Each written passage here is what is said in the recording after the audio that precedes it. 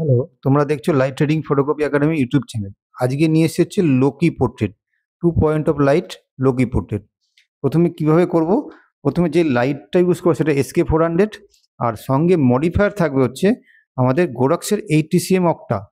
এবার তার সঙ্গে ইউজ করবো হচ্ছে গোরাক্সের একটা গ্রিড। গ্রিডটা কেন ইউজ করব? তোমরা দেখতেই পাচ্ছ ওপরে ছবিটা আছে, যে ছবিটা ব্যাকগ্রাউন্ডটা ব্ল্যাক।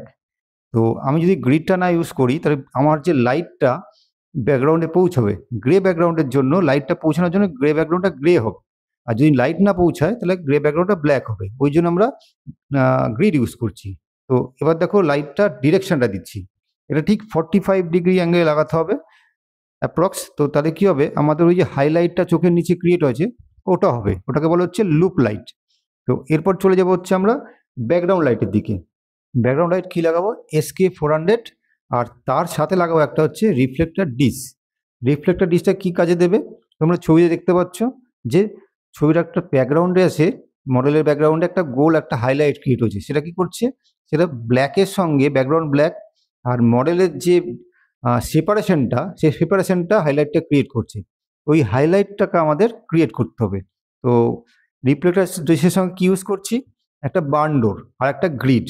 কি হচ্ছে, এই বার্নডোর আর গ্রিড কি করছে, লাইটটা স্প্রেড করতে দিচ্ছে না, একটা গোল একটা হাইলাইট ক্রিয়েট হচ্ছে। এইভাবে আমরা ব্যাকগ্রাউন্ড লাইটটা ক্রিয়েট করব। যদি তোমাদের আমাদের এই লাইট সেটআপটা বুঝতে পারো তাহলে আমাদের চ্যানেলটাকে সাবস্ক্রাইব করবে এবং বন্ধুদের সঙ্গে শেয়ার করবে। Thank you. আজকে এই পর্যন্ত থাক, দেখা হচ্ছে নেক্সট ভিডিওতে।